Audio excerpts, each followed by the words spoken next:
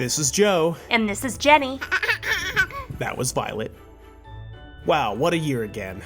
To wish you a Merry Christmas, we wanted to recap our highlights from this year, starting off when Violet got to meet her Uncle Mike, Aunt Kathy, and cousins for the first time. Jenny got to enjoy her first alcoholic beverage in almost a year for her 43rd birthday, looking great for just having given birth a month earlier. We couldn't fly to Maryland for Christmas with a newborn, so we just had Grandma Vicky over and opened a few presents. For New Year's, instead of grapes, we went with a pizza theme. Now, Jenny and I are not the stars of this year. We both got new jobs and now work from home. We traveled 6 times between the two of us for work: Denver, Dallas, Austin, Las Vegas, Fort Lauderdale, and New Orleans. So Violet's stuffed animal collection grew larger. I even got an award already for the projects I've contributed to. And we met comedian Adam Yenser at a show in Omaha. That's about where our story ends because this year's mostly been about Violet.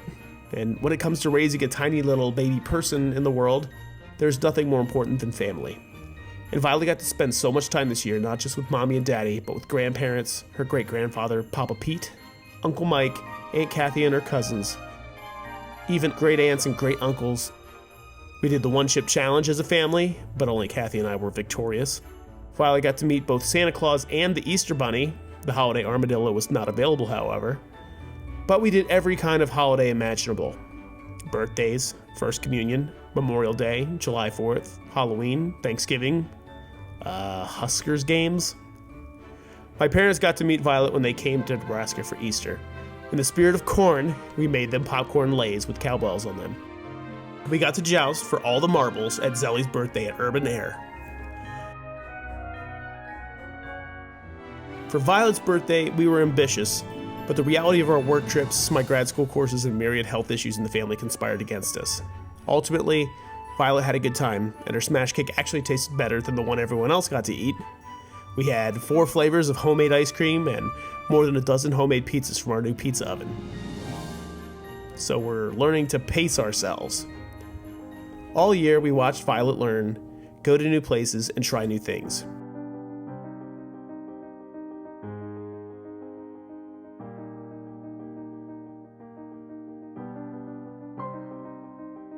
She went to her first parade in Eagle. She experienced her first July 4th fireworks.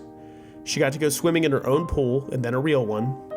She went to her first restaurant with Mommy and Daddy at only 9 weeks old, and got to feed herself at one at 37 weeks. And so many firsts seem so trivial in retrospect, like, oh my god, she's holding her own bottle, or she figured out how to put her pacifier in her own mouth. But every milestone seems like a miracle. And you know it might be small, but it takes some work on her part, and we celebrate every achievement with her. I mean, she had to experience rain for the first time, and go to the grocery store, and roll over, and meet the baby in the mirror, and before you know it, she's saying her first word, and lodging her first complaints. And dancing, and laughing, and dancing, and going up the stairs, and raiding the fridge, and graduating from formula to whole milk. And after battling the formula shortage this year, we were relieved to do so. And she's already a little lady with all the costume changes. She has so much personality and spunk, she makes us laugh every day, and we try to return the favor.